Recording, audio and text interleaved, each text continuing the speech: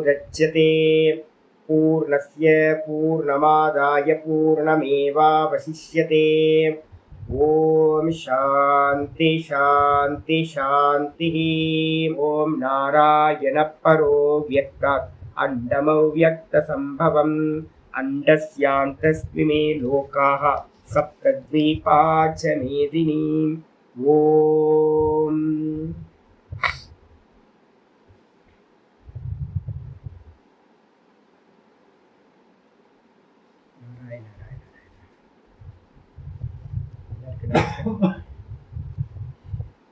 நம்ம பார்த்துக்கிட்டு இருக்கிறது பகவத்கீதையில விபூதி யோகம் 10வது அத்தியாயம் பார்த்துக்கிட்டு இருக்கோம். இதுல நம்ம நேற்று வரைக்கும் என்ன பார்த்துருக்கோம், 31 ஸ்லோகங்கள் வந்திருக்கோம். 31 ஸ்லோகத்துக்குள்ள வந்து பார்த்தீங்கன்னா நம்ம விபூதிகளை வந்து பார்த்தீங்கன்னா 21வது ஸ்லோகத்துல இருந்து பார்த்துக்கிட்டு இருக்கோம். விபூதி அப்படின்னு சொல்லும் போதே நம்ம என்ன பண்ணணும், மனசுல எப்பவுமே ஞாபகத்துக்கு வரணும், சுத்த பிரம்மத்துல வந்து பாத்தீங்கன்னா எந்த ஒரு விபூதியும் இல்லை. அப்ப விபூதி அப்படின்னும் போதே வைபவம், விபூதின்றதுக்கு அர்த்தம் குளோரிஸ், வைபவம். எப்ப வைபவம் வருது அப்படின்னா மாயையோட 3 குணங்களுடைய மாயையோட சேர்க்கையினாலதான் அந்த வைபவமானது சம்பவிக்குது. இந்த உலகத்துல இருக்கிற சர்வ நாமரூப குணங்களும் இந்த மாயையிலிருந்து உண்டானது. எதெல்லாம் கொஞ்சமும் வந்து பாத்தீங்கன்னா நல்லது கெட்டதுன்னு எதெல்லாம் நம்ம பாக்குறோமோ சர்வமும் மாயா காரியம். மெஜிஷியன்ட்ட வந்து பாத்தீங்கன்னா எந்த ஒரு மாயாஜாலம் இல்லை, மெஜிஷியனோட மாயையினால எல்லாம் தோன்றுது. வெறும் மெஜிஷியனை பார்த்தோம் அப்படின்னா மெஜிஷியன் வந்து பாத்தீங்கன்னா ஒன்றும் இல்லை, ஃப்ரீயா ஆனந்தமா இருக்கார் அவர் பாட்டுக்கு. அதே மாதிரி சுத்த பிரம்மம் வந்து பாத்தீங்கன்னா எதுவுமே இல்லாம நிர்குண நிராகாரமா இருக்கிறது. அந்த சுத்த பிரம்மம் வந்து பாத்தீங்கன்னா என்ன சொல்றோம் அப்படின்னா அந்த ஈஸ்வரன் மாயையோடு சேர்ந்து எல்லாத்தையும் படைச்சு அந்த படைச்ச எல்லாத்துக்குள்ளாரையும் அவரே பிரவேசமாயிருக்கார். அப்ப ஈஸ்வரன் என்னவா இருக்காரு அப்படின்னு நம்ம கேட்கும் போது வந்து பாத்தீங்கன்னா எல்லா ஜீவராசிகளுக்குள்ளாரையும் ஈஸ்வரன் அந்தர்யாமியா ஆத்மாவா இருக்கார். எதுக்குள்ளார சுவாமி அப்படின்னா சகல வஸ்துக்கள்லையும். இது வந்து பாத்தீங்க அப்படின்னா ரொம்ப அருமையா வந்து பாத்தீங்கன்னா இந்த பஞ்சதசி அப்படின்னு ஒரு கிரந்தம் இருக்கு. பஞ்சதசியில வந்து பாத்தீங்கன்னா சித்திர தீபம் அப்படின்னு வந்து ஒரு பிரகரணம் இருக்கு. பஞ்சதசியில 6வது பிரகரணம், பஞ்சதசி 6ன்னு போட்டுட்டு ஒரு 2-3 ஸ்லோகங்கள் நம்ம பார்த்தோம் அப்படின்னா ரொம்ப நல்லா இருக்கும். அதுல முக்கியமானது வந்து பாத்தீங்க அப்படின்னா 165, 6வது பஞ்சதசி 6 165 ஸ்லோகம் சொல்லுது. தந்து பட்டே ஸ்திதோ யத்வத் உபாதானதயா ததா சர்வோபாதான ரூபத்வாத் சர்வத்திர அயம் அவஸ்திதா. சித்திர தீபத்துல வந்து பாத்தீங்கன்னா 165, 6 165 பஞ்சதசி. இப்ப நான் அடிக்கடி உங்களுக்கு இந்த நூலு எக்ஸாம்பிள், துணி எக்ஸாம்பிள் சொல்றேன் பாத்தீங்களா, அது வந்து பாத்தீங்கன்னா பஞ்சதசிக்காரர் வித்யாரண்ய சுவாமிகளோட எக்ஸாம்பிள். அவர் என்ன சொல்றாரு அப்படின்னா தந்துஹு பட்டே, துணியில வந்து பாத்தீங்கன்னா நூல் வந்து பாத்தீங்கன்னா எப்படி இருக்கும், ஸ்திதோ யத்வத். இந்த கிளாத் ஃபுல்லா வந்து பாத்தீங்க அப்படின்னா நூல் தான் வியாபிச்சிருக்கு, நூல் தான் கிளாத்துக்குள்ளார இருக்கிறது. அதே மாதிரி வந்து பாத்தீங்க அப்படின்னா உபாதானதயா ததா, அது போலவே வந்து பாத்தீங்கன்னா இந்த உலகத்துல இருக்கிற சர்வ வஸ்துக்கள்லையும் சர்வ உபாதான ரூபத்துவார். சர்வ உபாதானம் அப்படின்னு கேட்டீங்கன்னா இந்த உலகத்துல இருக்கிற எல்லாத்துக்கும் மெட்டீரியல் காசு. இப்போ இந்த கிளாத்துக்கு மெட்டீரியல் காசுனா என்ன சொல்லுவோம், இந்த கிளாத்துக்கு மெட்டீரியல் காசு வந்து நூல். இந்த கிளாத் வேணும் அப்படின்னா உபாதானம்னு சொல்லக்கூடிய மெட்டீரியல் காசு நமக்கு நூல் வேணும். இதே மாதிரி இந்த மொத்த ஜெகத்துக்கும் வந்து பாத்தீங்க அப்படின்னா மெட்டீரியல் காசு இது அப்படின்னா சுத்த சைத்தன்யம் பிளஸ் மாயா.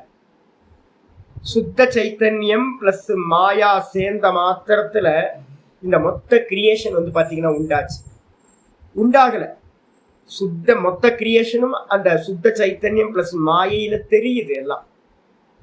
அப்ப இந்த மொத்த ஜெகத்தும் எதனால வியாபிக்கப்பட்டிருக்கு அப்படின்னு கேட்டா நம்ம என்ன சொல்லணும், எப்படி துணியில வந்து பாத்தீங்கன்னா நூலானது சர்வ வியாபகமா இருக்கின்றதோ அதே மாதிரி வந்து பாத்தீங்க அப்படின்னா எல்லா உலகம் மொத்தத்தையும் வந்து பாத்தீங்கன்னா வியாபிச்சதா வந்து பாத்தீங்கன்னா அந்த ஈஸ்வர தத்துவமானது இருக்கிறது. சர்வத்திர அவஸ்திதக, சர்வத்திர அயம் அவஸ்தித. அப்ப ஈஸ்வரன் எங்க இருக்கார் அப்படின்னு கேட்டீங்கன்னா, சுத்த சைத்தன்யம் நான் நான் நான்றது மாயையோட சேர்ந்து இந்த மொத்த ஜெகத்தையும் வியாபிச்சிருக்கு. ஆதார தத்துவம் வந்து பாத்தீங்கன்னா எதுனா சுத்த சைத்தன்யம், நாமரூபம் எதுனா மாயா. அப்ப இந்த உலகத்துல வந்து ரெண்டே ரெண்டு தான், ஒண்ணு மாயா நாமரூப குணங்களா இருக்கிறது, இன்னொன்னு ஆதார தத்துவமா இருக்கிற அகம் அகம் சொல்லக்கூடிய ஸ்புரண மாத்திரமா இருக்கிற கான்சியஸ்னஸ், மொத்த ஜெகத்தும். அப்ப இந்த ஜெகத்தை நம்ம வந்து நாமரூபங்களா விதவிதமா பேர் சொல்லி எல்லாம் விவகாரம் பண்ணிக்கிட்டு இருக்கோம். ஆனா வந்து பாத்தீங்கன்னா விவகாரம் என்ன பண்ணினாலும், இப்ப நான் சொல்ற பேண்ட்டு ஷர்ட்டு குர்தா அங்கவஸ்திரம் வேஷ்டி சாரி அப்படின்னு நிறைய விவகாரம் பண்ணாலும் அது எல்லாம் என்னன்னு அப்படின்னு கேட்டீங்கன்னா நூல்னால வியாபிக்கப்பட்டது. அதே மாதிரி இந்த ஜெகத்துல இருக்கிற எந்த வஸ்துக்களை நம்ம எடுத்துக்கிட்டாலும் அந்த வஸ்துக்கள் வந்து பாத்தீங்கன்னா எப்படி வந்து பாத்தீங்கன்னா துணியில இருக்கிற நூல் அதனால வந்து பாத்தீங்கன்னா வியாபிக்கப்பட்டதா இருக்கும் அந்த நூலால. அதே மாதிரி வந்து சர்வ உபாதான ரூபத்துவா, இந்த உலகத்துல இருக்கிற சர்வத்துக்கும் உபாதான காரணம் மெட்டீரியல் காசா இருக்கிற அந்த பரமேஸ்வரன் மாயையோட சேர்ந்து என்ன பண்ணிட்டு இருக்காரு அப்படின்னா எல்லாத்துலயும் நீக்கமர நிறைஞ்சிருக்காரு. சொன்னதுக்கு பிறகு வந்து பாத்தீங்கன்னா ரொம்ப முக்கியமான ஒரு ஸ்லோகம் இருக்கு.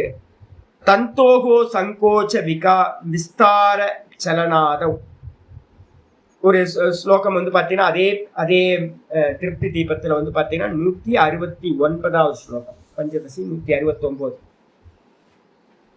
தந்தோகோ சங்கோச்ச விஸ்தார சலனாதௌ பட்டோ யதா அவசியமேவ பவதி ந சுவாதந்திரியம் பட்டே மனாக்கு. ரொம்ப அற்புதமான ஸ்லோகம்.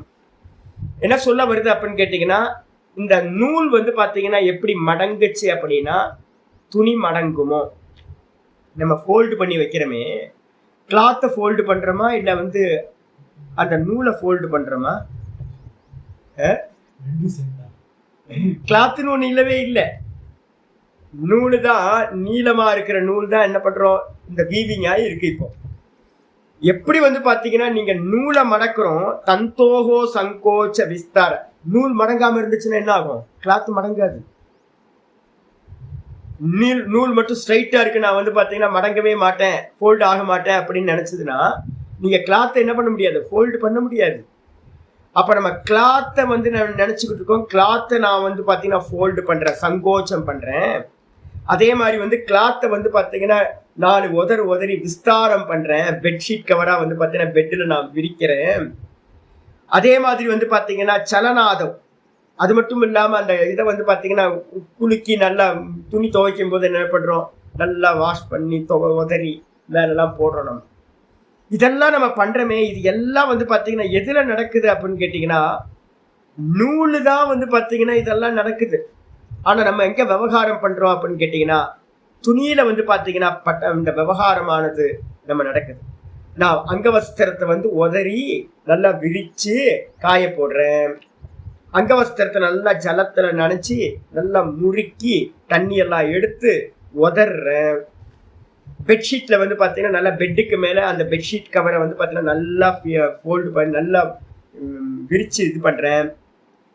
துணிகள் எல்லாத்தையும் ஃபோல்டு பண்ணி மடிச்சு நான் என்ன பண்றேன், என்னோட வார்ட்ரோப்ல வைக்கிறேன். இதெல்லாம் நம்ம சொல்றோமே, இது எல்லாம் வந்து பாத்தீங்கன்னா எங்க நடக்குது அப்படின்னு கேட்டீங்கன்னா நூலுல தான் நடக்குது. நூல் நடக்கல அப்படின்னா துணியில இந்த காரியங்கள் எதுவுமே நடக்காது. அவசியமேவ பவதி ந சுவாதந்திரியம் பட்டே மனாக்கு. கொஞ்சம் கூட வந்து பாத்தீங்கன்னா இந்த துணிக்கு வந்து பாத்தீங்கன்னா சுதந்திரம் அப்படின்னு ஒண்ணு இல்லவே இல்லை. நூலு தான் வந்து பாத்தீங்கன்னா சுதந்திரமானது, துணிக்கு வந்து பாத்தீங்கன்னா சுதந்திரம் இல்லை. ஏன் அப்படின்னா நூலுக்கு மேலதான் இந்த கிளாத்ன்றது வந்து பாத்தீங்கன்னா கல்பிதம். வாஸ்தவத்துல வந்து பாத்தீங்கன்னா நூலுதான் எல்லா காரியத்தையும் பண்ணுது. அப்ப இதை நல்லா புரிஞ்சுக்கிட்டோம் அப்படின்னா அதே மாதிரி கொஞ்சம் கூட வந்து பாத்தீங்கன்னா துணிக்கு சுதந்திரம் இல்லை, நூலுக்கு தான் வந்து பாத்தீங்கன்னா எல்லா காரியத்தையும் பண்ணுது. அதே மாதிரி வந்து பாத்தீங்கன்னா இந்த உலகத்தில் நடக்கிற சர்வ காரியங்களுக்கு பின்னாடியும் எது இருக்கு அப்படின்னா மெட்டீரியல் காசா இருக்கக்கூடிய சுத்த சைத்தன்யம் கூட மாயையோட சேர்ந்து இருக்கிற அந்த அந்தர்யாமி ஈஸ்வரன், அவர் தான் வந்து பாத்தீங்கன்னா எல்லா காரியத்தையும் பின்னாடி இருந்து பண்றார். நம்ம என்ன சொல்ற, பரமஹம்சானந்தா பாடம் எடுக்கிறேன், பரமஹம்சானந்தா பாடம் எடுக்கல, அந்தர்யாமி ஈஸ்வரன் வந்து பாத்தீங்கன்னா பாடம் எடுக்கிறார், பாடம் சொல்லி கொடுக்கிறார். நான் பாடம் கேட்கிறேன்னு நீங்க எல்லாம் நினைக்கிறீங்க. பாடம் நீங்க கேட்கல. யாரு கேட்கிறா? அந்தர்யாமியா இருக்கிற ஈஸ்வரன் பாடம் கேட்டுக்கிட்டு இருக்கார். இந்த உலகத்துல இருக்கிற சர்வ அசைவுகளும் வந்து பாத்தீங்கன்னா யாரு பண்றா அப்படின்னா உள்ள இருக்கிற அந்தர்யாமி தான் வந்து பாத்தீங்கன்னா எல்லாத்தையும் பண்ணிக்கிட்டு இருக்கார். அப்ப அதனால வந்து பாத்தீங்கன்னா நம்ம என்ன பண்ணணும், அந்தர்யாமிய வச்சுக்கிட்டு மனசுல புரிஞ்சுக்கிட்டு இந்த விபூதி யோகத்தை பார்த்தோம்னா நல்லா இருக்கும். இந்த அந்தர்யாமிட்ட வந்து பாத்தீங்கன்னா 2 அம்சம் நம்ம சொல்றோம். ஒண்ணு வந்து பாத்தீங்கன்னா சுத்த சைத்தன்யம், இன்னொன்னு வந்து பாத்தீங்கன்னா மாயா உபாதி. இந்த மாயா உபாதியில என்ன பண்ணிருக்கு, 3 குணங்கள் இருக்கு. இப்ப எனக்கு அந்த சுத்த நிர்குண நிராகாரத்தை பிடிக்கணும். ஆனா வந்து பாத்தீங்கன்னா இந்த நாமரூப குணமா இருக்கக்கூடிய இந்த ஜெகத் வந்து பாத்தீங்கன்னா தடுத்து நிப்பாட்டுது. என்னால வந்து பாத்தீங்கன்னா இந்த நாமரூப ஜெகத்தை தாண்டி, இந்த தேகாதிகளை தாண்டி வந்து பாத்தீங்கன்னா என்னுடைய நானை வந்து பாத்தீங்கன்னா ஈஸ்வரன் நானா இருக்கார், அந்த நானை வந்து பாத்தீங்கன்னா அறிய முடியாம இருக்கு. இப்ப என்ன பண்றது சுவாமி அப்படின்னு கேட்டீங்கன்னா, இந்த லோகத்துல இருக்கிற சர்வ வஸ்துக்களும் ஈஸ்வர சுரூபம், நாமரூபமா இருக்கிறது எல்லாத்துக்கு கீழையும் பகவான் சுத்த நிர்குணம் சச்சிதானந்தமா இருக்கார். இப்ப நான் என்ன பண்ணணும், ஏதாவது ஒரு நாம ரூபத்தை எடுத்தா கூட அதுக்கு கீழே பகவான் தான் இருக்கார். இந்த எந்த கிளாத் எடுத்தாலும் அந்த கிளாத்துல என்ன இருக்கும், நூல் இருக்கும். எந்த கிளாத் வேணா எடுத்துங்க, அந்த கிளாத்துல வந்து பாத்தீங்கன்னா ஆதாரமா நூல் இருக்கும். ஏன்னா கிளாத்தை வியாபிச்சு நூல் இருக்கு. இதே மாதிரி இந்த உலகத்துல இருக்கிற எந்த வஸ்துக்களை எடுத்துக்கிட்டாலும் நம்மளால என்ன பண்ண முடியும், ஈஸ்வர தரிசனம் பண்ண முடியும். சரி, அதுல வந்து பாத்தீங்கன்னா இந்த உலகத்துல இருக்கிற எல்லா வஸ்துக்களையும் என்ன பண்றோம் அப்படின்னா திரிகுணாத்மகம்னு சொல்றோம். சிலது தமோ குணமா இருக்கும், அதுல வந்து ஸ்புரணம் வந்து பாத்தீங்கன்னா ரொம்ப கம்மியா இருக்கும். அதே நேரத்துல வந்து பாத்தீங்கன்னா ரஜோகுணமா இருந்துச்சுன்னா அது என்ன பண்ணும், ரொம்ப சஞ்சலமா இருக்கும். அதுலயே நமக்கு வந்து அந்த ஆத்ம தத்துவத்தை அடைய முடியாது. அதுக்கப்புறம் வந்து பாத்தீங்கன்னா ரொம்ப சத்துவ குணமா இருக்கிறது. எந்த உலகத்துல எதெல்லாம் சத்துவ குணம் இருக்கோ அதெல்லாம் எப்படி இருக்கும், கிறிஸ்டல் கிளியரா வந்து பாத்தீங்கன்னா தெளிவா இருக்கும், ஞானத்தை உடையதா இருக்கும், சஞ்சலம் இல்லாமல் இருக்கும், சுகமா இருக்கும், ஞானத்தோடு கூடியதா இருக்கும், விவேகம் கொடுக்கும். அப்ப அதனால நம்ம என்ன பண்ணணும் அப்படின்னு கேட்டீங்கன்னா, இந்த உலகத்துல இருக்கிற சர்வமும் ஈஸ்வரனா இருந்தாலும் உபாசனைக்கு என்ன பண்ணணும் அப்படின்னு கேட்டீங்கன்னா பிரம்ம திருஷ்டி உத்கர்ஷா. பிரம்ம திருஷ்டி வந்து பாத்தீங்கன்னா என்ன பண்ணணும், உத்கர்ஷமான விஷயத்துல பிரம்ம திருஷ்டி பண்ணணும். ரொம்ப சிறப்பான வஸ்து எதெல்லாம் வந்து பாத்தீங்கன்னா டாப் லெவல்ல இருக்கோ அதையெல்லாம் எடுத்துக்கிட்டு வந்து பாத்தீங்க அப்படின்னா அதுல பிரம்மம் பிரம்மம் பிரம்மம்னு பாவிக்க. இதுதான் வந்து பாத்தீங்கன்னா சாஸ்திரங்கள் என்ன பண்ணிருக்கு, நம்ம வந்து கஷ்டப்பட வேணாம் அப்படின்னு பசுமாட்டுல இருந்து வந்து பாத்தீங்க அப்படின்னா எதெல்லாம் இருக்கோ அதை எல்லாத்தையும் வந்து நம்ம சனாதன தர்மத்துல என்ன பண்ணிருக்கோம், இதெல்லாம் பூஜைக்குரியது பூஜைக்குரியது அப்படின்னு வச்சிருக்கோம். நம்ம டே டு லைஃப்ல வந்து பாத்தீங்கன்னா எல்லாருமே பண்ணிக்கிட்டு இருக்கோம். ஆனா உபாசனையா பண்றோமா அப்படின்னு கேட்டீங்கன்னா உபாசனையா பண்ணல. ஒரு நமஸ்காரம் பண்றோம், ஒரு சுத்தி வரும், எதையாவது வந்து பாத்தீங்கன்னா ஒரு நமஸ்காரம் பண்ணிட்டு போயிடுறோம். சின்ன சின்னது போற வழியில இதெல்லாம் பண்ணிக்கிட்டே இருக்கிறோம். நம்ம பசுமாட்டை பார்த்தா வந்து பாத்தீங்கன்னா ஒரு கட்டு கீரையை வாங்கி கொடுத்துட்டு பின்னாடி வந்து தடவி கொடுத்துட்டு நம்ம தலையில கை வச்சு நமஸ்காரம் பண்ணிட்டு போயிடுறோம். பைரவரை பார்த்தா அப்படின்னா அதுக்கு ஏதாவது ஒரு பிஸ்கட் பாக்கெட்டை போட்டு பைரவர் சுவாமி தான் பைரவரா இருக்காரு அப்படின்னு நினைச்சிட்டு போயிடுறோம். குரங்க பார்த்தா ஆஞ்சநேயர்னு போயிடுறோம். மலையை பார்த்தா ஈஸ்வரன்னு பார்க்குறோம், மரத்தை பார்த்தா ஈஸ்வரன்னு பார்க்குறோம். எல்லாத்துலேயும் வந்து பார்த்தீங்கன்னா ஈஸ்வர திருஷ்டி இருக்கு. ஆனா யார்கிட்டையுமே வந்து பாத்தீங்கன்னா ஒன்னுத்துல குவிஞ்சு பண்ணக்கூடிய உபாசனம் இல்லை. சனாதன தர்மத்துல இருக்கிறதுனால என்னன்னா எல்லாரும் போற வரவங்க எல்லாம் வந்து பாத்தீங்கன்னா பெரியவங்க எல்லாம் இது இது இதுன்னு சொன்னதுனால சர்வத்திலையும் நம்ம எல்லாத்துலயும் ஈஸ்வர தரிசனம் பண்ணிட்டு இருக்கோம். ஆனா வந்து பாத்தீங்கன்னா யாருக்கும் உபாசனை பண்ணினா மட்டும்தான் நீங்க என்ன பண்ண முடியும், அந்த நாம ரூப குணங்களை கடந்து கீழே இருக்கக்கூடிய சச்சிதானந்தத்தை நம்ம எக்ஸ்பீரியன்ஸ் பண்ண முடியும். ஏன்னா சச்சிதானந்தத்துக்கு மேல நாமரூப குணங்கள் மறைச்சுக்கிட்டு இருக்கு. அப்ப நம்ம என்ன பண்ண போறோம், இந்த ரஜோகுணம் தமோ குணத்தோட இருக்குன்னா அந்த நாமரூபம் என்ன இருக்கும், ரஜோகுணத்தோட கீழே நாமரூபம் சச்சிதானந்தம், அதுக்கு மேல இருக்கக்கூடிய ரஜோகுணம் என்ன பண்ணும், சஞ்சலிச்சுக்கிட்டே ஆடிக்கிட்டே இருக்கும். ஆடிக்கிட்டே இருக்குன்னா கீழே இருக்கிற சுத்த சைத்தன்யம் நமக்கு தெரியாது. தமோ குணமா இருந்துச்சு அப்படின்னா நல்லா கலங்கி போய் சாக்கிட மாதிரி இருக்கு அப்படின்னா கீழே இருக்கிற கண் எதுவுமே தெரியாது. அது மாதிரி தமோ குண வஸ்துக்கள். இதே வந்து பாத்தீங்கன்னா ரொம்ப கங்கா ஜலம் மாதிரி வந்து பாத்தீங்கன்னா அது ரிஷிகேஷ் ஹரித்வார்ல இறங்கி வரும்போது பாத்தீங்கன்னா எப்படி இருக்கும் அப்படின்னா கீழே இருக்கிற ஒரு 50 அடி கீழே இருக்கும் கல் வந்து பார்த்தீங்கன்னா அப்படியே தெளிவா தெரியும். ஏன் அப்படின்னா தண்ணியில வந்து பார்த்தீங்கன்னா எந்த பொல்யூஷனும் இருக்காது. அதே மாதிரி வந்து பார்த்தீங்கன்னா சுத்த சத்துவ குணத்தை நம்ம செலக்ட் பண்றோம் அப்படின்னா நம்ம என்ன பண்ண முடியும், அதை ஈஸியா ட்ரில் பண்ணி அதுக்கு கீழே இருக்கக்கூடிய சச்சிதானந்தத்தை நம்மளால என்ன பண்ண முடியும், அறிந்து கொள்ள முடியும். அப்ப நமக்குள்ளார வரணும் என்ன அப்படின்னு கேட்டீங்கன்னா, மெதுவா ஒரு எண்ணம் வரணும். நான் பண்ணல, உள்ள இருந்து ஈஸ்வரன் பண்றார், அந்தர்யாமி. அதை அறியறதுக்கு வந்து பார்த்தீங்கன்னா என்ன பண்ணணும், ஏதாவது ஒரு உபாதியை எடுத்துக்கிறோம். அதுக்கு பேர் ஆலம்பனம் அப்படின்னு நம்ம பேர்.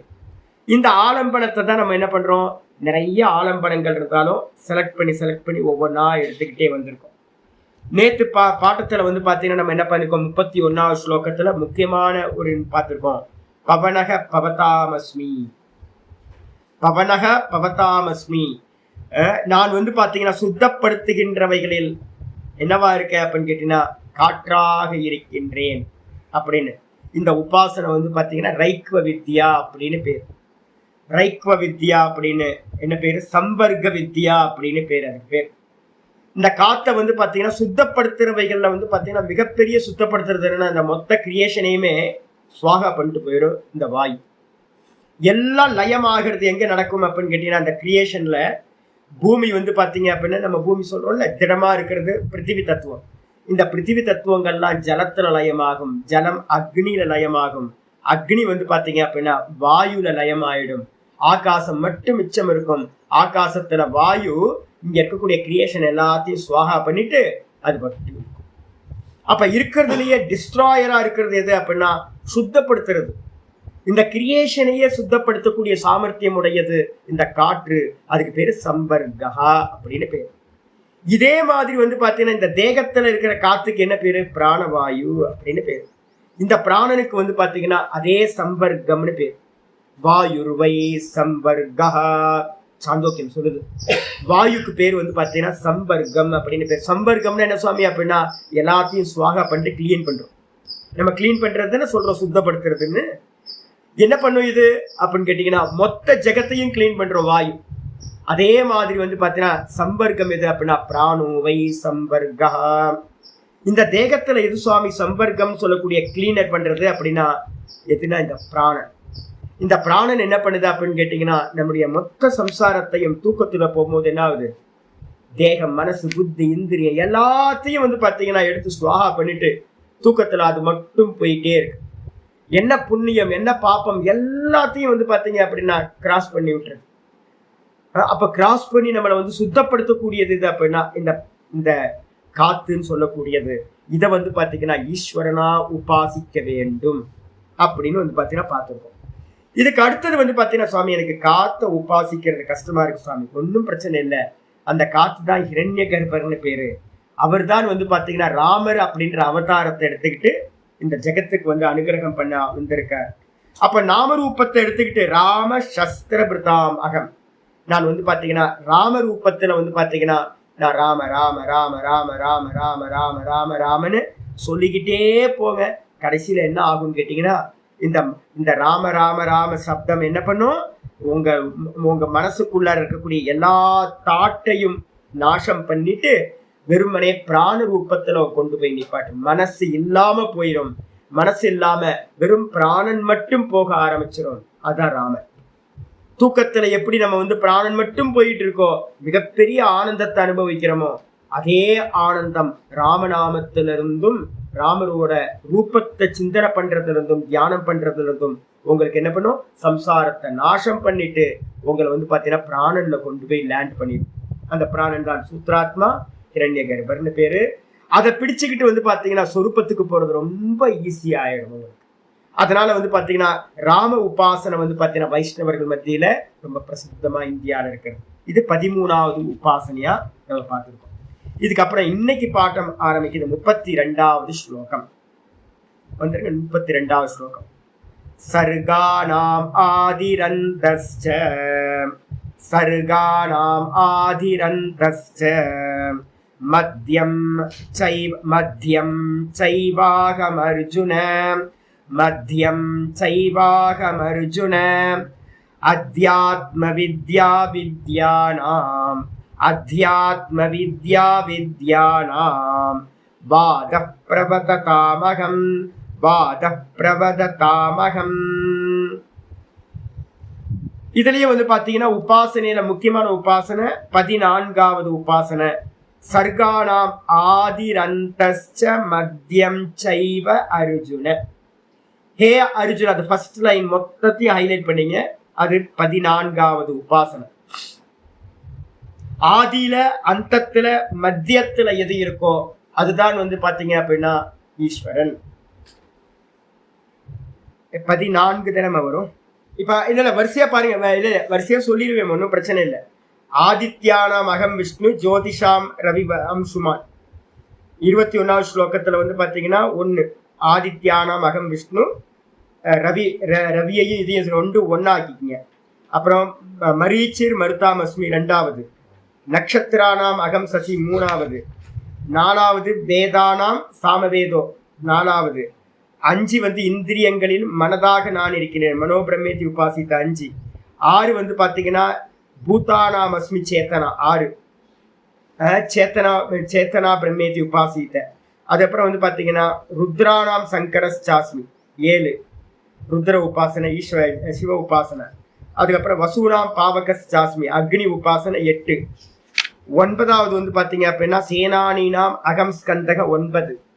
அதுக்கப்புறம் 10வது யஜ்ஞானாம் ஜப யஜ்ஞம். இது 10வது வந்து கிராமஸ்மி ஏகாட்சரம், ஏக்கம் அக்ஷரம் வந்து பாத்தீங்கன்னா ஓம்கார உபாசனை வந்து பாத்தீங்கன்னா 10. 11 ஜப யஜ்ஞோஸ்மி, எந்த ஜபம் வேணா எடுத்துக்கலாம், அது 11. இதுக்கப்புறம் வந்து பாத்தீங்கன்னா 12 வந்து பாத்தீங்க அப்படின்னா டைரக்டா 12க்கு வந்து பாத்தீங்கன்னா பவன பவதாமஸ்மி.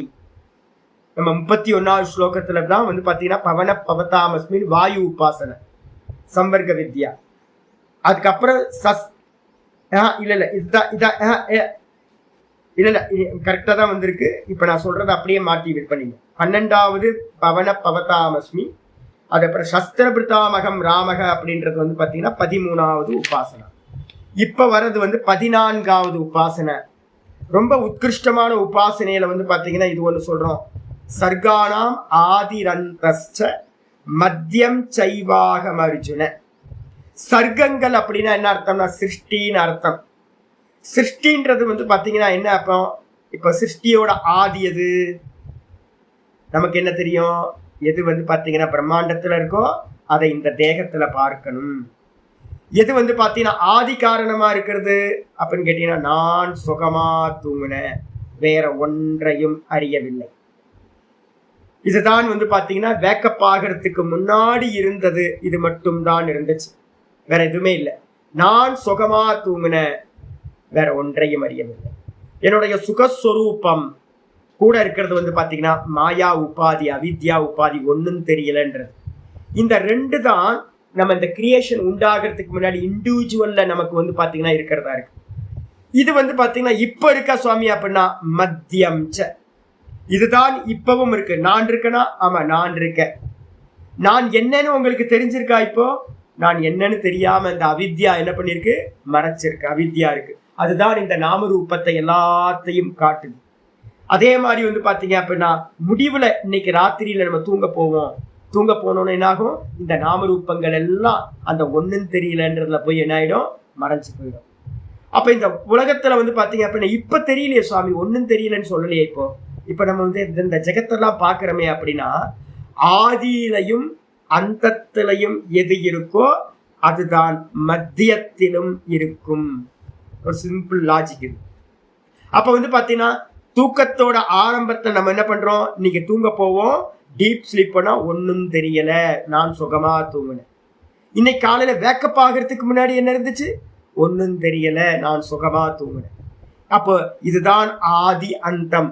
இப்பவும் அந்த நான் சுகமா இருக்க, நான் இருக்கேன்னா பேஸ், இந்த நான் இருக்க, இந்த நானுக்கு மேலதான் அந்த ஒன்னும் தெரியலன்ற மாயையோட விஸ்தாரம் தான் வந்து பாத்தீங்கன்னா இந்த மொத்த ஜெகத்தும் நாமரூப ஜெகத்தும். அப்ப எது ஆதி, எது மத்தியமம், எது அந்தம் அப்படின்னு முதல்ல நம்ம என்ன பண்ணணும்? ஆதியிலையும் அந்தத்துல இருக்கிறதையும் ஃபர்ஸ்ட் கேட்சப் பண்ணணும். முதல்ல என்ன பண்ணணும்? தூக்கத்தை வந்து பாத்தீங்கன்னா மெதுவா வாட்ச் பண்ண ஆரம்பிக்கிறது. உபாசனையில முக்கியமானது வந்து பாத்தீங்க அப்படின்னா தூக்கத்தை வாட்ச் பண்றது. என்னவா இருந்துச்சு? தூக்கத்துல இருந்து வேக்கப்பான மாத்திரத்திலேயே என்ன இருக்கு அப்படின்னு கேட்டீங்கன்னா, யோக சூத்திரத்துல ஒரு முக்கியமான சூத்திரம் சமாதி அபியாசத்துக்கு ஈஸ்வரன் இடத்துல ஆத்மாவின் இடத்துல லயமாகிறதுக்கு ஒரு உபாசனை சொல்லியிருக்கு. என்ன அப்படின்னா, சொப்பன நித்ரா ஞானாலம்பனம் வா. சூத்திரம் வந்து பாத்தீங்கன்னா, சொப்பன நித்ரா ஞானாலம்பனம் வா. நீங்க எந்த ஒரு தூக்கத்துல இருந்து வேக்கப் ஆகுறீங்களோ இம்மீடியட்டா என்ன பண்ணணும் அப்படின்னு கேட்டீங்கன்னா, இப்ப டெய்லி தானே நமக்கு அனுபவம் தானே. நமக்கு இருக்கிற குருநாதர் வந்து பாத்தீங்கன்னா இருக்கிறதே பெரிய குருநாதர் இந்த 3 அவஸ்தைகள் தான். யாக்கியவல்யர் வந்து பாத்தீங்கன்னா ஜனக மகாராஜாக்கு ஞானத்தை கொடுக்கறது இந்த 3 அவஸ்தைகளோட விசாரத்தை வச்சுக்கிட்டு தான் கொடுக்குறார். அப்ப இருக்கிறதே பெரிய குரு, எங்கேயும் போக வேணாம். நமக்கு வேக்கப் ஆகுறீங்க அப்படின்னா நைட் வந்து பாத்தீங்கன்னா ஒரு 3 மணியோ இல்ல 4 மணிக்கோ எப்ப வேக்கப் ஆகுறீங்களோ இமீடியட்டா என்ன பண்ணணும், அவேர்னஸ்க்கு வந்துருங்க. இன்னைக்கு நான் தூக்கத்துக்கு வெளியில வந்தோன்னு வாட்ச் பண்ண போறேன் அப்படின்னு அந்த இடத்துல யார் இருந்தான்னு பாத்தீங்க அப்படின்னா வெறும் நிச்சலமா நான் சுகமா இருந்தேன், நல்லா ஒன்றும் தெரியாம இருந்தேன் அப்படின்றது தெரியும். இதை நல்லா வாட்ச் பண்ணி ஒரு அபியாசம் வர வர வர வர மெதுவா வந்து பாத்தீங்க அப்படின்னா தூங்கத்துக்கு போகும் போதும் இதே காரியத்தை பண்ண ஆரம்பிக்கணும். நேச்சுரலா தூங்கிட்டுக்கு போறதுக்கு முன்னாடியே நம்ம பார்க்கணும், ஒவ்வொன்றா ஷட் டவுன் ஆகிறத பார்த்துக்கிட்டே போகணும். மெதுவா வந்து பாத்தீங்கன்னா எல்லாம் ஷட் டவுன் ஆயிட்டு நான் தூங்கி போயிடுறேன். அந்த இடத்துலயும் என்ன இருந்திருக்கேன்னா, நான் ஒன்றும் அறியவில்லை, நான் சுகமா தூங்கல, வேற ஒன்றையும் அறியவில்லை, இது இருந்திருக்கு. அப்ப இதுதான் வந்து பாத்தீங்கன்னா ஆதி அந்தம், இதுதான் மத்தியத்திலையும் இருக்கு அப்படின்னு வந்து பாத்தீங்கன்னா உபாசிக்க வேண்டியது. அதுதான் ஈஸ்வர தத்துவம், அதுதான் பிரம்ம தத்துவம் அப்படின்னு உபாசிக்கிறது. இந்த மெத்தட் வந்து பாத்தீங்கன்னா இருக்கிறதுலயே ரொம்ப ரொம்ப உத்கிருஷ்டமானது. இதுல வந்து பாத்தீங்கன்னா பதஞ்சலி யோக சூத்திரத்துல சமாதி அபியாசத்துக்கு மொத்தம் 7 சாதனைகள்ல வந்து பாத்தீங்கன்னா ஓங்காரம், அதுக்கப்புறம் வந்து பாத்தீங்க அப்படின்னா இந்த 2வது உபாசன பிராணாயாமம், 3வது உபாசனா விஷோகாவா ஜோதிஷ்மதின்னு ஹிருதயத்தில் இருக்கிற ஜோதியை வந்து பாத்தீங்கன்னா உபாசிக்கிறது. அதுதான் இப்போ நம்ம என்ன பண்ணிட்டோம், ஆதித்ய உபாசனை அப்படின்னு ஜோதி உபாசனையா பண்ணிட்டோம். அதுக்கப்புறம் முக்கியமானது வந்து பாத்தீங்கன்னா 7ல இப்ப நம்ம சொல்லியிருக்கிற ஆதி மத்தியமம் அந்தம், இந்த 3த்தையும் வாட்ச் பண்றது எது இருக்கோ அதுக்கு தான் வந்து பாத்தீங்கன்னா முக்கியத்துவம் கொடுத்துருக்கு. அதனால வந்து பாத்தீங்கன்னா சொப்பன நித்ரா ஞானாலம்பனம் வா அப்படின்ற அந்த சூத்திரத்தை வந்து பாத்தீங்கன்னா பக்கத்துல எழுதிக்கணும். இதுக்கு அடுத்தது வந்து பாத்தீங்கன்னா 15வது உபாசனை எது அப்படின்னு கேட்டீங்கன்னா அத்தியாத்ம வித்யானாம்.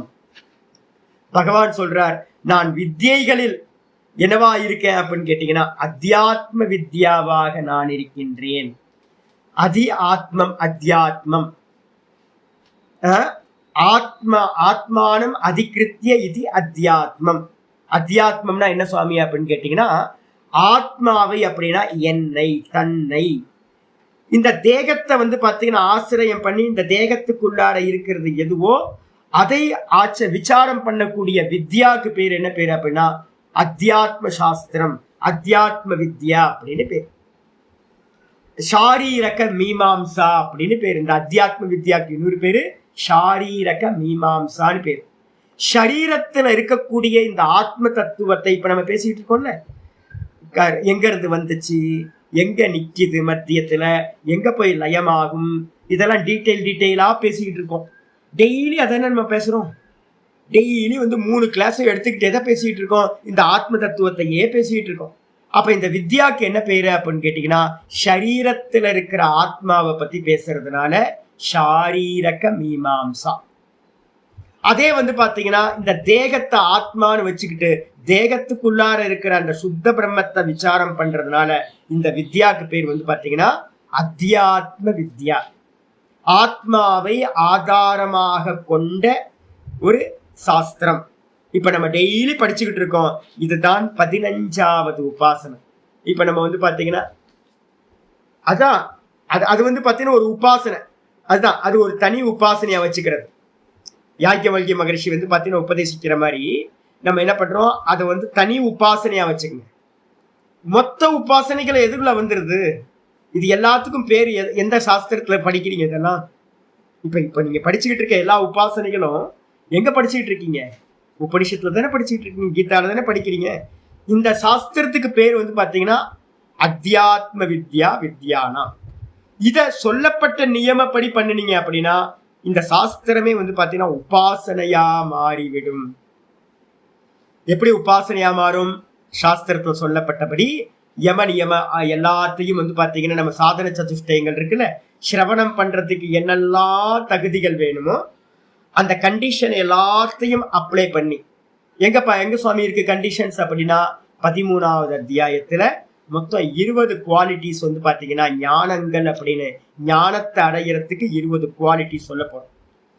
அந்த 20 குவாலிட்டிஸையும் வந்து பாத்தீங்க அப்படின்னா அப்ளை பண்ணி சாதன சதுஷ்டயங்கள் இதை எல்லாத்தையும் அப்ளை பண்ணி முறையா உட்கார்ந்து இந்த அத்தியாத்ம சாஸ்திரம் பகவத்கீதையோ உபனிஷதத்தையோ முறையா உட்கார்ந்து எப்ப சொல்லுவோம்ல, நாங்கெல்லாம் வந்து பாத்தீங்கன்னா பாடத்துல உட்கார்ந்தா எங்க ஆச்சாரியார் என்ன பண்ணுவாரு அப்படின்னு கேட்டீங்கன்னா நகர முடியாது. ஏன்னா சுவாமியோட அட்டென்ஷன்ல உட்கார்ந்து இருப்போம். இப்படி நகர்றது ஒன்னும் பண்ண முடியாது.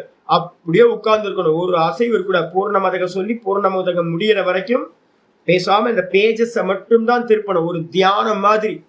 ஒரு கொக்கு வந்து பாத்தீங்கன்னா கிங்ஃபிஷர் வந்து பாத்தீங்கன்னா எப்படி மீனுக்காக அசையாம ஆடாம இருந்தது பண்ணுமோ அது மாதிரி இந்த வேதாந்தத்தை வந்து பாத்தீங்கன்னா எப்படி ஒரு பெரிய சுவாமி வந்து எதிர்க்க நின்றுகிட்டு இருந்தா கை கட்டி வாய் பொத்தி நம்ம வந்து பாத்தீங்கன்னா பெரிய மாஸ்டருக்கு பக்கத்துல நிற்போமோ அது மாதிரி இந்த வித்யாவை வந்து பாத்தீங்கன்னா நியமங்களோடு ஃபாலோ பண்றோம்னு வச்சுங்க, என்ன ஆயிடுது, ஒரு யோக மாதிரி ஆயிடும். அப்ப இந்த சாஸ்திரம் வந்து பாத்தீங்கன்னா அத்தியாத்ம சாஸ்திரம்ன்றது உபாசனையா மாறிவிடும் எப்ப கண்டிஷன் அப்ளை பண்றோமோ. அப்ப வந்து பாத்தீங்கன்னா இது வந்து பாத்தீங்கன்னா 15வது உபாசனையா இது சொல்லப்பட்டிருக்கு. அப்ப நீங்க என்ன பண்ணலாம், எனக்கு சுவாமி எனக்கு சகுன உபாசனை எல்லாம் ரொம்ப கஷ்டம் சுவாமி அப்படின்னு வச்சுக்கிட்டீங்க அப்படின்னா என்ன பண்ணலாம், இந்த வெறும் அத்தியாத்ம வித்யாவையே ஃபுல் கண்டிஷனை அப்ளை பண்ணினீங்கன்னா மோட்சம் கிடைச்சு. வேற எந்த உபாசனையும் தேவையில்லை, டைரக்டா நம்ம வந்து பாத்தீங்கன்னா மோட்சத்தை அடைஞ்சிடலாம். உபாசனையே தேவையில்லை. சாஸ்திர சிரவணமும் மனனமும் நிதித்தியாசனமும் பண்ணியே மோட்சத்தை அடையலாம். உபாசனை அவசியம் இல்லை.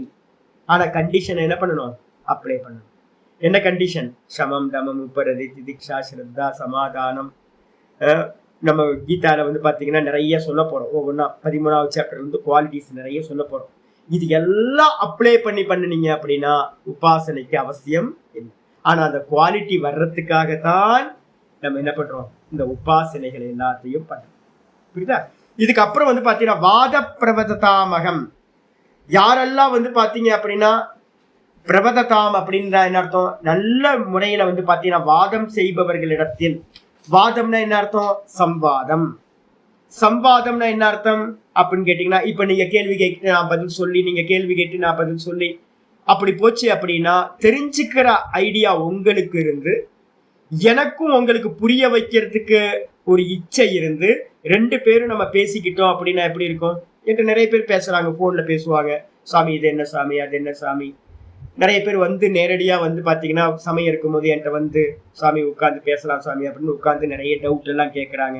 அப்ப வந்து பாத்தீங்கன்னா வாதம் அப்படின்றது வந்து சம்வாதமா மாறி அதுல வந்து பாத்தீங்கன்னா ஒருத்தருக்கு பிரயோஜனம் வந்து பாத்தீங்கன்னா நல்ல ஞானம் வந்து பாத்தீங்கன்னா பிரயோஜனமா கிடைக்குது. அந்த சம்வாதத்துல வந்து பாத்தீங்க அப்படின்னா வாதமாக நான் இருக்கின்றேன். அப்போ யாரெல்லாம் வாதம் செய்கிறார்களோ அவர்களுடைய வாதமாக நான் இருக்கின்றேன் அப்படின்னு பகவான் சொல்றார். இப்ப நான் வந்து உங்களுக்கு சம்வாதம் பண்றேன். இப்ப நீங்க கேட்கலாம்ல, நீங்க கேட்கலாம், எது வேணா கேட்கலாம். உங்களுக்கு எல்லாம் ரைட்ஸ் கொடுத்துருக்கேன்ல. என்னைக்காவது வந்து பாத்தீங்க அப்படின்னா யாரும் கிளாஸ்ல பேசக்கூடாது, அதெல்லாம் தனியா பேசிக்கணும், நீங்க நடுவுலாம் கிராஸ் டாக் பண்ணவே கூடாது அப்படின்னு நான் என்னைக்காவது சொல்லியிருக்கேனா? எனக்கு என்ன ஆசைன்னு கேட்டீங்கன்னா, சந்தேகம் ஏதாவது வந்துச்சுன்னா உடனே கேட்டுருங்க. இது வந்து பாத்தீங்கன்னா லெக்சர்லாம் இல்லை, உங்களுக்கு ஃபுல் சுதந்திரம் கொடுத்துருக்கு. இது சம்வாதம் அப்படின்னு பேரு. அப்ப உடனுக்குடனே வந்து பாத்தீங்கன்னா பலன் கிடைச்சிடும் நமக்கு. அந்த வாதமா யார் இருக்கா அப்படின்னா பகவான் தான் அந்த வாதமாக இருக்கின்றார். பாஷ்யத்துக்கு வந்துருங்க. ஆச்சாரியர் சொல்றார், சிருஷ்டினாம், இந்த சிருஷ்டியோட ஆதிகி, இந்த சிருஷ்டியோட ஆதி, அதுக்கப்புறம் அந்தச்ச, அந்தமும், ஆதியும் அந்தமும், முதலும் முடிவும், கூடவே மத்தியம் ச, மத்தியத்தில் இருக்கிறதையும், ஏவ அகம், இந்த 3மாகவே நான் தான் இருக்கின்றேன். இது உற்பத்தி ஸ்திதி லயா அகம் அர்ஜுன. ஏ அர்ஜுன, நான் தான் இந்த ஜெகத்துக்கு வந்து உற்பத்தி காரணமா இருக்கேன். நான் தான் இந்த ஜெகத்துக்கு வந்து பாத்தீங்கன்னா ஸ்திதி காரணமா இருக்கேன், நான் தான் இந்த உலகத்துக்கு வந்து பாத்தீங்கன்னா லய காரணமாகவும் இருக்கின்றேன் அப்படின்னு வந்து பாத்தீங்கன்னா ஆச்சாரியா சொல்லி முடிச்சிட்டார். இது போதுங்க. இந்த மூணுத்தை வச்சுக்கிட்டு உங்களால முடிஞ்சது அப்படின்னா, நல்லா ஆழ்ந்து போக முடியும் அப்படின்னா, தூக்கத்தை ரிசர்ச் பண்ணணும், காலையில எந்திரிக்கும் போது, அதுக்கப்புறம் ராத்திரி தூங்கும் போது, அதுக்கப்புறம் இப்ப வந்து பாத்தீங்கன்னா என்னெல்லாம் நடந்துகிட்டு இருக்கோ மெதுவா பார்த்துக்கிட்டே இருக்கணும். இது எல்லாத்துக்கும் பேசுது, இப்ப நிகழ்காலத்துல இப்ப இருக்கோம், இப்ப ஸ்திதி காலம் ஜாகிரத அவஸ்தையில இருக்கோம். இப்ப ஜாகிரதத்துல இருக்கும் போது இது எல்லாத்துக்கும் பேஸா எது இருக்கு, இது எல்லாமே எதுக்கு மேல நிக்குது அப்படின்னு பாத்தீங்கன்னா, கடைசியில் நீங்க என்ன பார்க்கலாம், எல்லா நாம ரூபங்களையும் நீக்கணும் அப்படின்னா நான் அப்படின்ற கான்சியஸ்னஸ் நம்ம பிடிச்சோம்.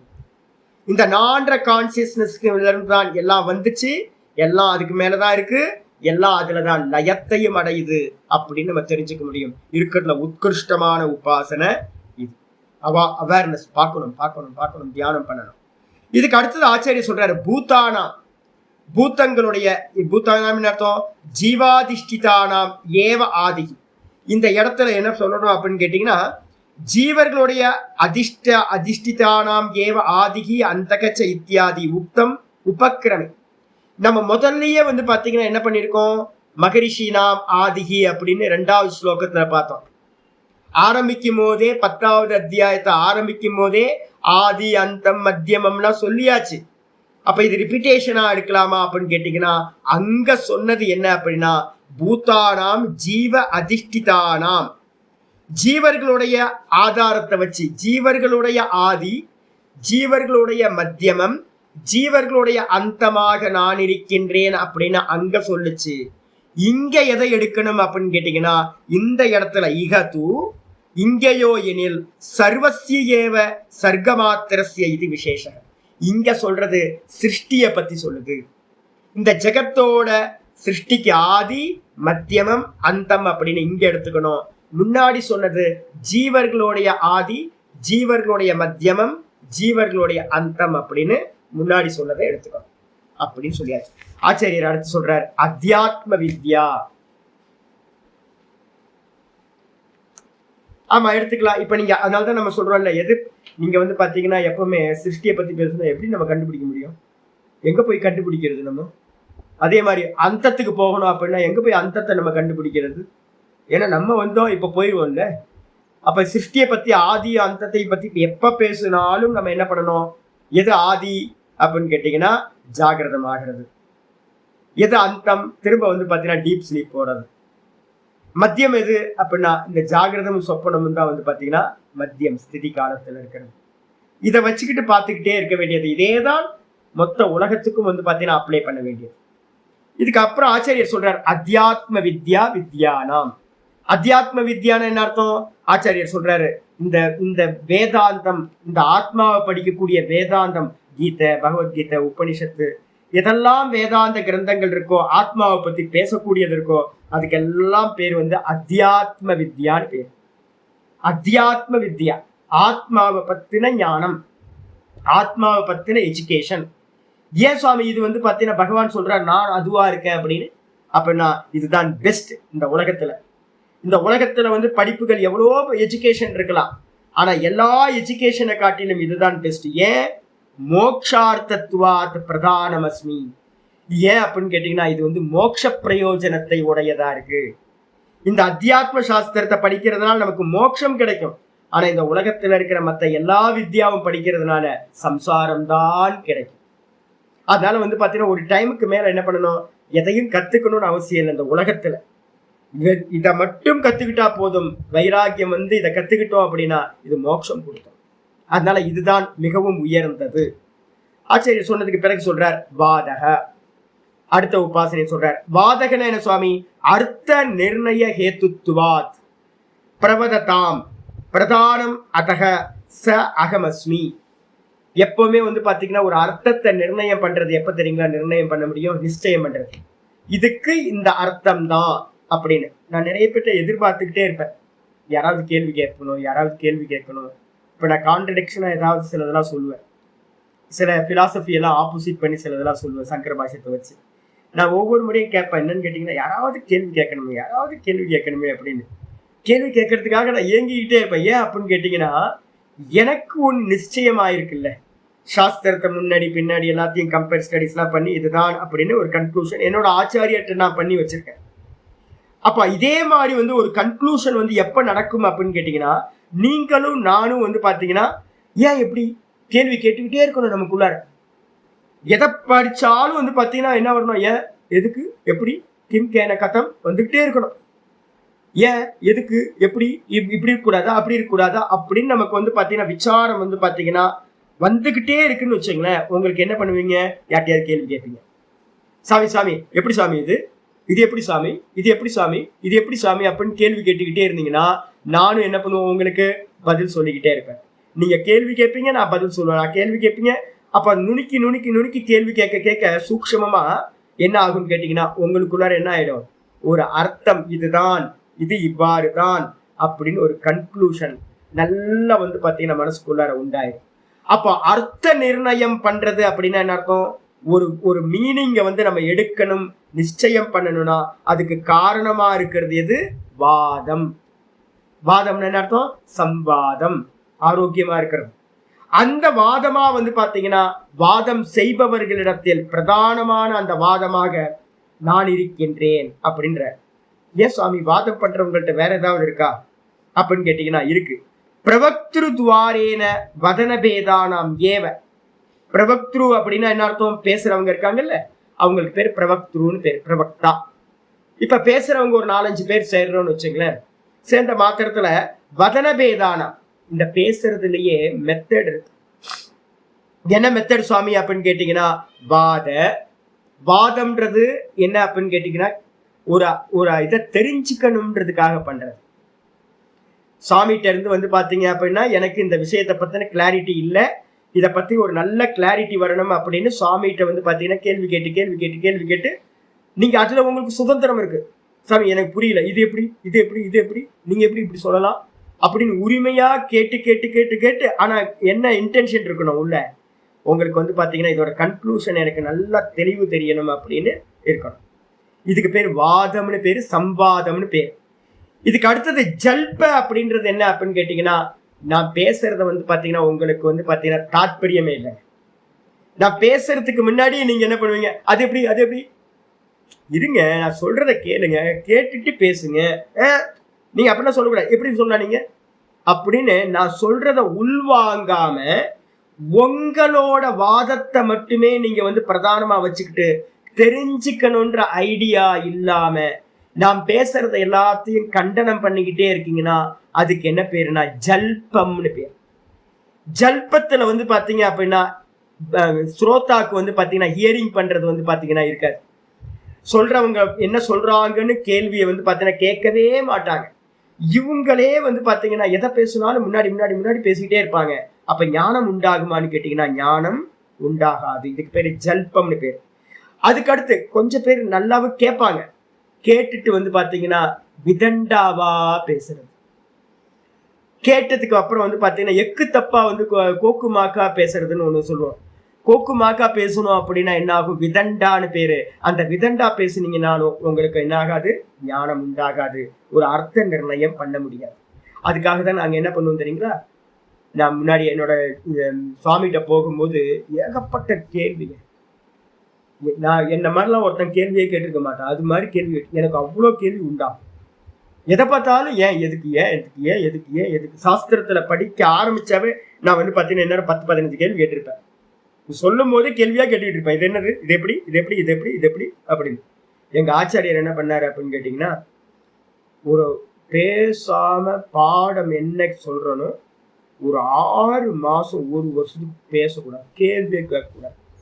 எப்ப பார்த்தாலும் கேள்வியா கேட்டுக்கிட்டு இருக்க, சும்மா கேட்கக்கூடாது என்கிட்ட. ஒரு 6 மாசம் கழிச்சு கேட்காரு அப்படின்னு.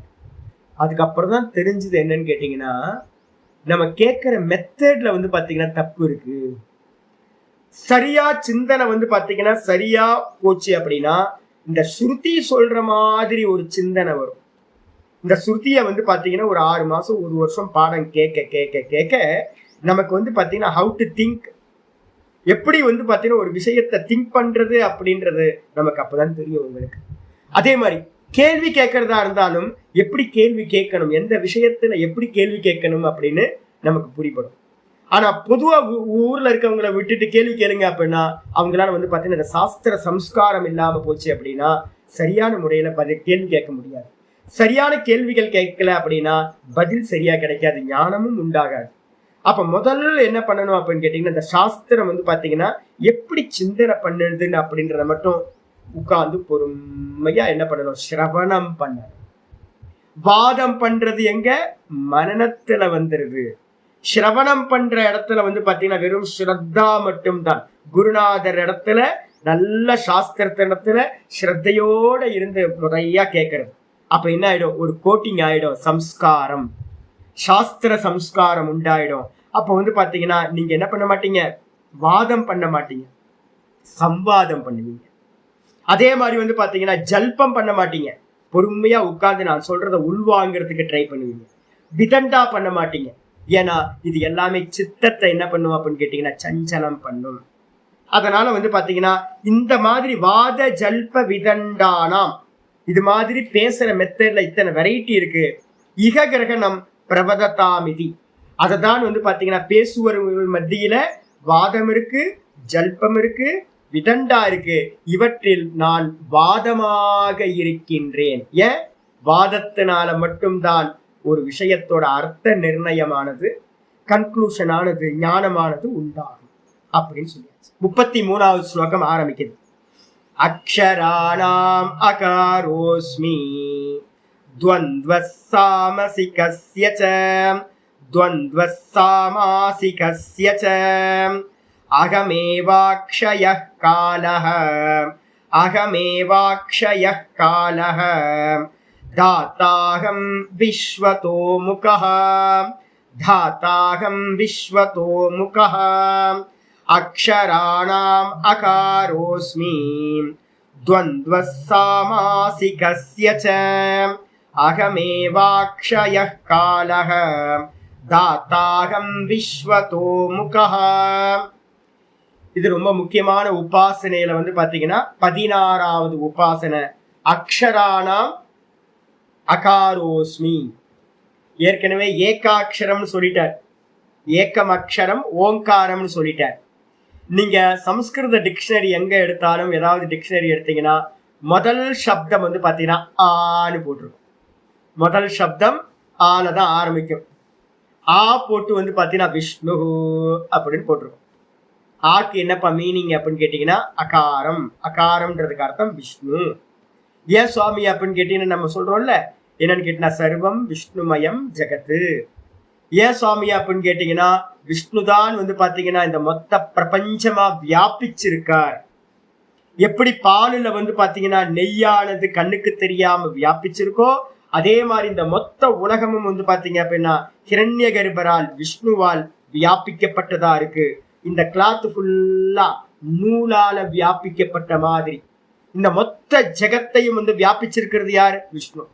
அவர் வந்து பாத்தீங்கன்னா அகாரமாக இருக்கின்றார். அகாரம்னா என்னது, அதான் சொல்றார், அக்ஷராணாம் அகாரோஸ்மி. திருவள்ளுவர் முதல் ஸ்லோகத்திலேயே அதான் எழுதுறார். திருக்குறள் எழுதும் போது அகர முதல எழுத்தெல்லாம் ஆதி பகவன் முதற்றே உலகு. முடிஞ்சு போச்சு மொத்தத்தையும். அகாரம் தான் வந்து பாத்தீங்கன்னா விஷ்ணு அப்படின்னு உபாசிக்கிறது. எப்படி உபாசிக்கிறது, ஓம்.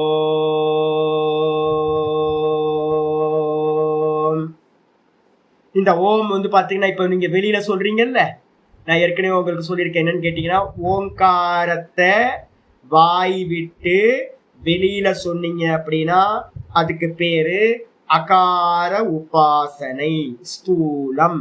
ஓங்காரத்தோட ஸ்தூலம். அதே பகவான் என்னவா இருக்கார், விஷ்ணு ஹிரண்யகர்பர் என்னவா இருக்கார் அப்படின்னா உகாரமாக இருக்கின்றார்.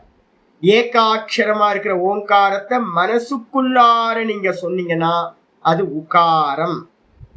அப்ப இந்த ஸ்தூலமா சொல்லக்கூடிய ஓங்கார உபாசனைக்கு பேரு அகார உபாசனை அப்படின்னு பேரு. அதே மாதிரி வெளியில யாரெல்லாம் வந்து பாத்தீங்கன்னா அன்னதானம், அதுக்கப்புறம் வஸ்திரதானம், எஜுகேஷன், இது மாதிரி மெடிக்கல் ஃபெசிலிட்டிஸ், இதெல்லாம் சேரிட்டி ஒர்க்கா பண்ணிக்கிட்டு இருக்காங்களோ அது எல்லாத்துக்கும் பேர் என்ன பேரு அப்படின்னா அகார உபாசனை அப்படின்னு பேர். இந்த அகார உபாசனையா வந்து பாத்தீங்கன்னா பகவான் இருக்கின்றார். இதான் ரொம்ப முக்கியமான உபாசனை. இதை கூட எடுத்துக்கலாம். இப்ப நேத்து கூட சொல்லும்போது சொல்றாங்க, சுவாமி என்னால வந்து ஓங்காரத்தை வந்து பாத்தீங்கன்னா ஸ்தூலமா தான் சொல்ல முடியுது. ரொம்ப நல்லது. ஸ்தூலமா சொன்னா என்னது? அகார உபாசனை. அப்ப அகார உபாசனை பண்ண பண்ண பண்ண பண்ண மனசு வந்து பாத்தீங்கன்னா நல்லா மெதுவா மெதுவா பக்குவமாய் மனசுக்குள்ளார நீங்க வந்து பாத்தீங்கன்னா ஓங்காரத்தை உகார உபாசனை பண்றதுக்கு சாமர்த்தியம் வரும். உகார உபாசனை பண்ண பண்ண பண்ண வந்து பாத்தீங்கன்னா மகாரத்துக்கு சாமர்த்தியம் உண்டாகும். அதனால வந்து பாத்தீங்கன்னா ஐயோ சாமி என்னால மனசுல சொல்ல முடியல. நிறைய பேர் சொல்றாங்க மனசுல என்னால சொல்ல முடியல, ஆனா ஸ்தூலமா வந்து பாத்தீங்கன்னா ஓங்காரத்தை சொல்ல முடியுது, நல்லா சொல்லுங்க. ஆனா வந்து பாத்தீங்கன்னா எப்பவுமே என்ன பண்ணணும் தெரியுங்களா உங்களுக்கு? நான் ஏற்கனவே பலமுறை வான் பண்ணியிருக்கேன். அகாரோ நயதி விஸ்வம். அகார உபாசனை என்ன பண்ணும் சுவாமி அப்படின்னா மேல எழுதிங்க, அகாரோ நயதி விஸ்வம். அகார உபாசனை சாகர காலம் மட்டும் யாரு ஓங்காரத்தை ஸ்தூலமாவே சொல்லிட்டு போறானோ அவனுக்கு என்ன பண்ணும்? இது எல்லா ரிக்வேத மந்திரங்கள் என்ன பண்ணும் அப்படின்னு கேட்டீங்கன்னா நல்லா மேல கொண்டுட்டு போய் உங்களுக்கு சுகபோகங்கள்லாம் கொடுத்து சொர்க்கத்துல எல்லாத்தையும் அனுபவிச்சுட்டு திரும்ப இந்த உலகத்துக்கு உங்களை கூட்டி வரும். அகாரோ நயத்தே விஸ்வம். அகாரம் வந்து பாத்தீங்கன்னா உலகிற்கு திரும்ப இந்த உலகத்துக்கு உங்களை கூட்டிட்டு வரும். அதனால என்ன பண்ணணும் அப்படின்னு கேட்டீங்கன்னா அகாரத்திலிருந்து இமீடியட்டா எவ்வளவு குயிக்கா முடியுமோ கொஞ்சம் ஒரு வருஷம் 2 வருஷம் அப்படி பிராக்டிஸ் பண்ணிக்கிட்டே இருந்து என்ன பண்ணணும், மெதுவா உகார உபாசனைக்கு போயிடணும். சூக்ஷ்மத்துக்கு போயிட்டீங்க அப்படின்னா இந்த உலகத்துக்கு நீங்க திரும்ப வரணும்ன்ற அவசியம் இல்லை. வந்தாலும் கூட வந்து பாத்தீங்கன்னா எப்படி வருவீங்கன்னா ராயலா வருவீங்க அப்படின்னு நான் வந்து பாத்தீங்கன்னா சொல்லியிருக்கேன். பிரஷ்னோபனிஷத்துல 5வது பிரஷ்னத்துல இந்த விஷயங்கள் எல்லாம் இருக்கு. அப்போ அகார உபாசனைன்றது ஓங்காரத்தை ஸ்தூலமா சொல்றது ஒண்ணு. அதுக்கப்புறம் வெளியில பண்ணக்கூடிய ஸ்தூலத்துக்கு என்னெல்லாம் நீங்க பண்றீங்களோ அதெல்லாம் அகார உபாசனை, விராட் உபாசனை குள்ள சேர்ந்தது. இது முக்கியமானது. இதுக்கப்புறம் துவந்துவக சாமாசிகஸ்ய தொகைன்னு சொல்லுவோம்னு நினைக்கிறேன். நேம இதுக்கு தமிழ்ல வந்து தொகையின் பேர் சமாசத்துக்குன்னு. காம்பவுண்ட் வேர்ட்ஸ் நம்ம எதை சொல்றோமோ அந்த காம்பவுண்ட் வேர்ட்ஸ் வந்து பாத்தீங்க அப்படின்னா சமாசம் அப்படின்னு பேரு. அந்த சமாசத்துல வந்து பாத்தீங்கன்னா ரொம்ப ஸ்பெஷல் எது அப்படின்னா துவந்துவ சமாசம் அப்படின்னு ஒண்ணு இருக்கு. கிராமர் தெரிஞ்சவங்களுக்கு தெரியும், தெரியாதவங்க விட்டுருங்க. அப்ப துவந்துவ சமாசமாக நான் இருக்கின்றேன் அப்படின்னு பகவான் சொல்றாரு. இது உபாசனையில இல்ல. யாராவது வந்து பாத்தீங்க அப்படின்னா கிராமரியனா இருக்கிறவங்க கொஞ்சம் உபாசனை பண்றவங்க இருப்பாங்க. இதுக்கு அடுத்தது வந்து பாத்தீங்கன்னா 17வது உபாசனை அகமேவ அக்ஷய காலா. பகவான் என்னவா இருக்கார் அப்படின்னு கேட்டீங்கன்னா அவர்தான் அக்ஷயா காலமா இருக்கின்றார். காலமா இருக்கார். அவருக்கு வன்னியமா வந்து பாத்தீங்கன்னா காலம்ன்றது ஒண்ணு இல்லை. ஏன் அப்படின்னா பிரஷ்னோபனிஷத்துல முக்கியமான உபாசனையா சொல்லியிருக்கேன். சம்பத்சரோ வை பிரஜாபதி. காலமா எப்படி சுவாமி உபாசனை பண்றது அப்படின்னு யாராவது கேட்டாங்க அப்படின்னா ஈஸ்வரனை வந்து பாத்தீங்கன்னா காலமா உபாசிக்கிறதுக்கான மெத்தட் வந்து பாத்தீங்கன்னா பிரஷ்னோபனிஷத்துல உபாசனை மெத்தட் சொல்லப்பட்டிருக்கு. இந்த சம்பத்சரம்னு சொல்லக்கூடிய வருஷமே வந்து பாத்தீங்க அப்படின்னா பகவான் தான். பிராண ரூபத்தில் இருக்கக்கூடிய அந்த ஹிரண்ய கர்ப்பர் தான் சம்பத்சரம் இருக்கார், வருஷமா இருக்கார். மாசோவை பிரஜாபதி. மாசமே வந்து பாத்தீங்கன்னா பகவான் தான் மாசமா இருக்கார். அதே நேரத்துல வந்து பாத்தீங்கன்னா பக்ஷோவை பிரஜாபதி பக்ஷமா இருக்கார். அது அகோராத்திரோவை பிரஜாபதி. அகோராத்திரம்னா தினமும் டேவும் நைட்டும் வந்து பாத்தீங்கன்னா பகவான் தான் இருக்கார் அப்படின்னு வந்து பாத்தீங்கன்னா முகூர்த்தோவை பிரஜாபதிக்கு அப்படின்னு எதெல்லாம் காலத்துல இருக்கோ அந்த காலங்களை எல்லாத்தையும் வந்து பாத்தீங்கன்னா உபாசிக்கிறது அப்படின்னு ஒரு முக்கியமா வச்சுக்கணும். நான் வந்து பாத்தீங்கன்னா ரொம்ப இப்போதைக்கு வந்து அதிகமா கான்சென்ட்ரேட் பண்ணிட்டு இருக்கேன் இந்த காலத்தை பத்தி. இன்னைக்கு காலையில கூட வந்து பாத்தீங்கன்னா என்ன பண்ணேன், டெய்லி எனக்கு வந்து பாத்தீங்கன்னா இந்த காலத்தை தான் ரொம்ப பார்த்துக்கிட்டே இருக்கேன். ஏன்னா பிடிக்கவே முடியல சுத்தமா. நானும் ட்ரை பண்ணி எப்படியாவது ஒரு கிரிப்பு கிடைக்கும்னு பாக்குறேன். இந்த கிரிப்பு வந்து பாத்தீங்கன்னா கிடைக்கவே மாட்டேங்குது. ஆனா ஒரு பெரிய லாபம் ஒண்ணு கிடைச்சிருக்கு. என்ன தெரியுங்களா? நீங்க காலத்தை வச்சு பார்த்துக்கிட்டே இருந்தீங்கன்னா வெளியில இருக்கிற காலம் மிஸ் ஆகி போயிடும், நீங்க மட்டும் மிச்சம் இருப்பீங்க. காலத்தை உபாசிக்கிறதுல ஒரு பெரிய லாபம் என்ன அப்படின்னு கேட்டீங்கன்னா காலத்தை பிடிச்சு முயற்சி பண்ணி காலத்தை பிடிக்க முடியாம போயிடும். ஏன் அப்படின்னா அது மாயாவோட சுரூபமா இருக்கிறதுனால உங்களால எவ்வித காரணத்தை கொண்டு அந்த காலத்தை பிடிக்கவே முடியாது. ஆனா வந்து உங்களுக்கு என்ன தெரியும் அப்படின்னு கேட்டீங்கன்னா எல்லாமே காலத்துக்கு வசப்பட்டதா இருக்கு. நீங்க என்ன பண்ணலாம்னு கேட்டீங்கன்னா மெதுவா மெதுவா மெதுவா உங்களுக்கும் இந்த ஜெகத்துக்கும் வந்து பாத்தீங்கன்னா ஒரு டிஃபரன்ஸ் வந்துருவாங்க. பார்க்கிற தன்மை வந்து பாத்தீங்கன்னா அதிகமாயிடும். காலத்தை வாட்ச் பண்ணுங்க. காலம்னா என்னன்றத ரொம்ப முக்கியமா பண்ணுங்க அப்படின்னு ஆச்சாரியார் இங்க சொல்லிருக்கார். அக்ஷய காலகன என்ன அர்த்தம்? நான் தான் வந்து பாத்தீங்கன்னா க்ஷயமாகாத, நாசமே இல்லாதது. ஏன் நாசமாகல? அப்படி ஒண்ணு இல்லவே இல்லை. இருந்தா தானே நீங்க வந்து பாத்தீங்கன்னா காலம்னு ஒண்ணு இருந்துச்சு அப்படின்னா அது நாசமாகும் அப்படின்னு நம்ம சொல்லலாம். ஆனா காலம்னு ஒண்ணு வந்து பாத்தீங்கன்னா இல்லவே இல்லை, வெறும் தோற்ற மாத்திரம். அந்த தோற்ற மாத்திரமா இருக்கிறது மாயா தத்துவம். அதுக்கு வந்து பாத்தீங்கன்னா நாசமே இல்லை. எது வரைக்கும் ஆத்ம ஞானம் உண்டாகாதோ அது வரைக்கும் இந்த காலம் நம்மளை வந்து பாத்தீங்கன்னா பந்தப்படுத்திக்கிட்டே இருக்கும். எப்ப நீங்க பாக்குறவனை பார்க்க ஆரம்பிக்கிறீங்களோ அப்ப இந்த காலம்னு ஒண்ணு மேஜிக் மாதிரி வந்து பாத்தீங்கன்னா இல்லாமல் போய்விடும், இம்பார்ட்டன்ஸ் போயிடும். தேசம், காலம், வஸ்து இந்த மூணுத்தையும் என்ன பண்ண முடியாதுன்னா பிரிக்க முடியாது. இந்த காலம் என்ன பண்ணுது அப்படின்னு கேட்டீங்கன்னா அந்த தேசத்தையும் காலத்தையும் என்ன பண்ணுது, பவுண்ட் பண்ணி வந்து பாத்தீங்கன்னா வச்சிருக்கு. அந்த காலத்தை பத்தி வந்து பாத்தீங்கன்னா உங்களுக்கு அதிகமா எடுக்க போற யோக சூத்திரத்தோட லாஸ்ட்ல முக்கியமானதா ஒரு விசாரம் வரப்போகுது காலம் அப்படின்னு. யாருக்காவது சமயம் இருந்துச்சு அப்படின்னா யோக சூத்திரத்தோட கடைசியில பாத்துக்கலாம். இது இப்போதைக்கு இது போதும். அகமேவ அக்ஷய காலக, நான் தான் நாசமில்லாத காலமாக இருக்கிறேன். அது மட்டும் இல்ல, தாத்தாகம் விஸ்வதோமுகா 18வது உபாசனை. தாத்தாகம் விஸ்வதோமுகா, கர்மபல தாத்தா. நம்ம சொல்றோம்ல பகவான பேசும்போதே கர்மபல தாத்தான்னு சொல்றோம். அப்ப கர்மபல தாத்தாவா இருக்கக்கூடிய பகவான உபாசிக்கிறதுன்றது வந்து பாத்தீங்கன்னா இந்த உபாசனை. இதுக்கு என்ன பேரு அப்படின்னு சொன்னா ஒண்ணும் இல்லை. எந்த கர்மத்தோட பலன் வந்தாலும் இப்ப நான் உங்களுக்கு சொல்லிட்டு இருக்கேன், பகவான் கொடுக்குறார், பகவான் கொடுக்குறார், பகவான் கொடுக்குறார். வெயில் அடிக்குது, பகவான் தான் பண்றார். மழை பெய்யுது, பகவான் தான் பண்றார். எனக்கு ரோகம் வருது, பகவான் தான் கொடுக்குறார். எனக்கு ஃபீவர் வருது, பகவான் தான் கொடுக்குறார். எனக்கு லாபம் வருது, பகவான் தான் கொடுக்குறார். எதை கொடுத்தாலும் வந்து பாத்தீங்கன்னா இந்த உலகத்துல எது நடந்தாலும் அதை எல்லாத்தையும் வந்து பாத்தீங்கன்னா பகவான் பண்றார், பகவான் பண்றார், பகவான் பண்றார். கர்மபல தாத்தா அவர் தான். ஒரு எமைய கூட வந்து பாத்தீங்கன்னா அவரோட அனுமதி இல்லாம நம்ம அசைக்க முடியாது. என் சுவாசம் நல்லா போயிட்டு இருக்குனாலும் அது கர்ம பலன் அப்படின்னு வந்து பாத்தீங்கன்னா ஒவ்வொன்றுத்தையும் நீங்க அது மாதிரி பார்க்க ஆரம்பிச்சீங்கன்னா அதான் உபாசனா. கர்மபல தாத்தாவா அவரை ஸ்வீகாரம் பண்றாரு. மனசு என்ன ஆகும் தெரியுங்களா உங்களுக்கு? எப்படி இருக்கும் மனசு? எது நடந்தாலும் எவ்வளவு இம்ப்ளிமெண்ட் பண்றீங்களோ அந்த அளவுக்கு வந்து பாத்தீங்கன்னா உங்களுக்கு விவகாரங்கள்ல சஞ்சலம் இல்லாம போயிடும். இந்த கர்மபல தாத்தான்ற எண்ணத்தை எடுத்துக்கிட்டீங்க அப்படின்னா பிரசாத புத்தி வந்துடும். பிரசாத புத்தி வந்துடுச்சு அப்படின்னா எது வருது, லாபம் நஷ்டம் எதுலையுமே உங்களுக்கு மனசு என்ன ஆகாது, போகவே போகாது. கர்மயோகத்தோட முக்கியமான இதை நீங்க கண்டுபிடிச்சிடலாம்.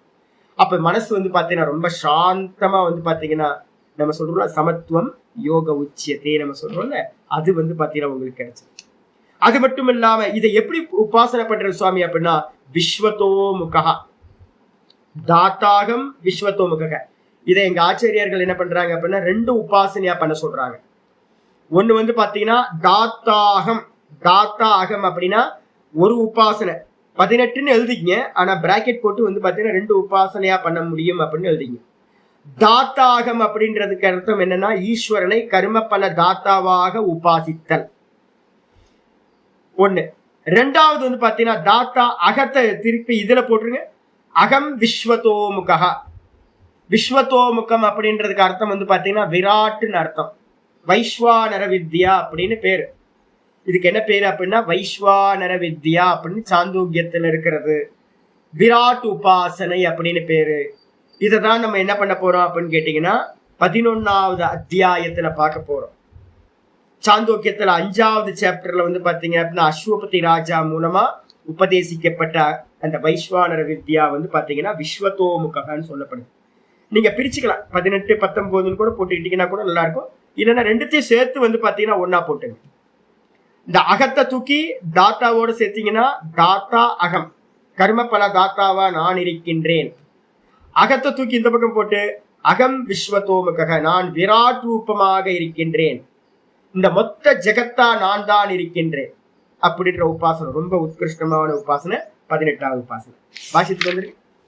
ஆச்சாரியார் சொல்றார் பாஷ்யத்துல அக்ஷரானாம், அக்ஷரானாம் வர்ணானாம். அக்ஷரம்ன்றதுக்கு அர்த்தம் வர்ணங்கள், எழுத்துக்கள்.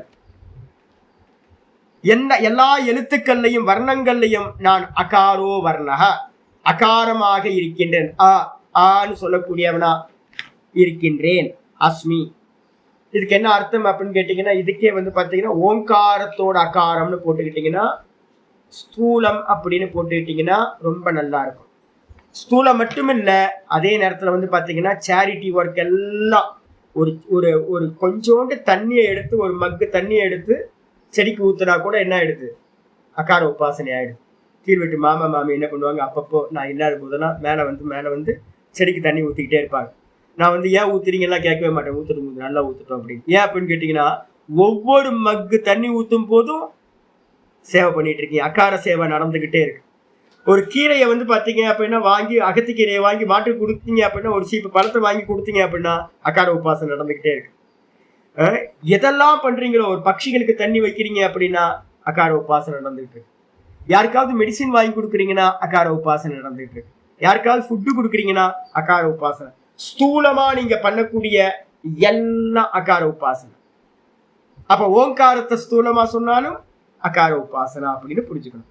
இதுக்கப்புறம் ஆச்சாரியர் சொல்றார், ஆமா இஷ்டபூர்த்தம் எல்லாமே வந்து பாத்தீங்கன்னா, அதால தான் நம்ம சொல்றோம், எந்த அளவுக்கு நீங்க பண்றீங்களோ அந்த அளவுக்கு வந்து பாத்தீங்கன்னா என்ன பண்ணுவோம், திரும்ப புண்ணியத்தை கொடுத்து எங்க கொண்டு வரும், திரும்ப இந்த உலகத்துக்கு கொண்டு வரும். அகார உபாசனை பண்றவன் வந்து பாத்தீங்கன்னா இந்த உலகத்துக்கு திரும்ப வரும்போது எப்படி பண்ணுவான், எப்படி வருவான் அப்படின்னா, பிரம்மச்சரியத்தோடையும் தபஸோடையும் ஸ்ரத்தையோடையும் நல்ல குலத்துல பிறந்து திரும்பவும் அடுத்த ஸ்டெப்புக்கு அவன் என்ன பண்ணுவான், போவான். அதனால வந்து பாத்தீங்கன்னா அகார உபாசனை வந்து பாத்தீங்கன்னா ரொம்ப சிரேஷ்டமானது. யாரெல்லாம் இருக்காங்க, இப்போ ஜக்கி வாசுதேவ் கிட்ட போனீங்க அப்படின்னா அகார உபாசனை தான் நிறைய பேர் பண்றாங்க. குழந்தைங்க எல்லாம் எனக்கு தெரிஞ்சு ஒரு 2-3 குழந்தைங்க எல்லாம் ஆன்னு சொல்லிட்டு இருக்கோம் ஓங்காரத்தை.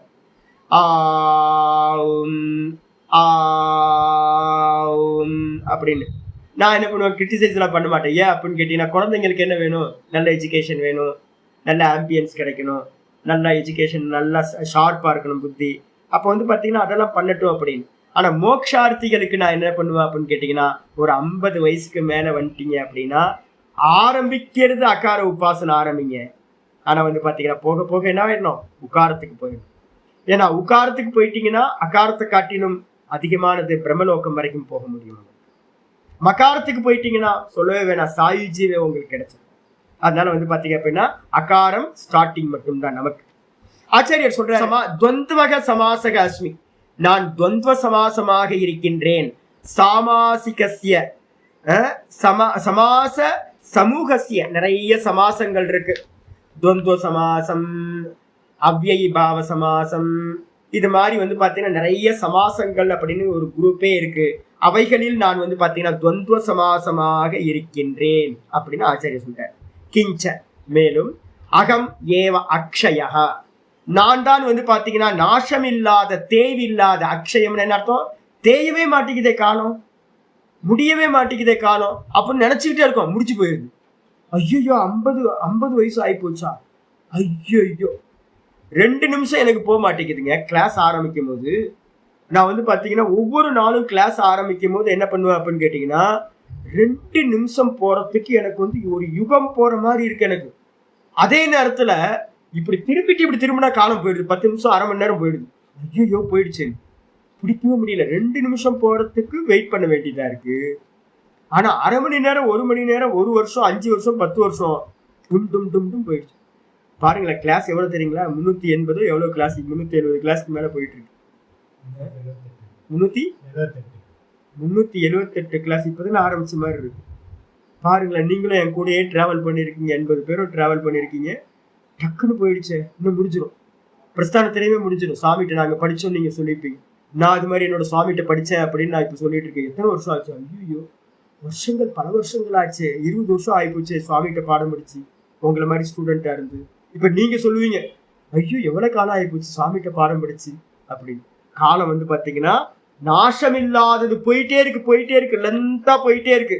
அப்படிப்பட்ட நாசமில்லாத காலமாக அக்ஷீணக காலக பிரசித்தக, எப்படி பிரசித்தமா இருக்கு, க்ஷண ஆத்யாக்கியாக, ஆக்கியக நம்ம சொல்றோம்ல, நிமிஷம், மணி, அது அப்புறம் வந்து பக்ஷம், 4 பக்ஷம், அப்புறம் ருத்து காலம், அது அப்புறம் அயனம், அது அப்புறம் வருஷம், அது அப்புறம் யுகம், மன்வந்தரம், இது மாதிரி சதுர்யுகம், மன்வந்தரம், அது மாதிரி நிறைய நம்ம சொல்லிக்கிட்டே இருக்கோம். இது மாதிரி இருக்கக்கூடிய காலமாக நாசமில்லாதவனாக நான் இருக்கின்றேன்.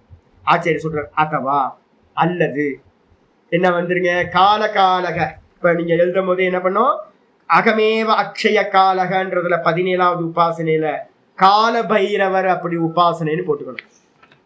கால பைரவ உபாசனை அப்படின்னு போட்டுக்கணும். ஆச்சாரியர் சொல்றார் அதவா அல்லது பரமேஸ்வரக காலஸ்தி அப்படி காலக.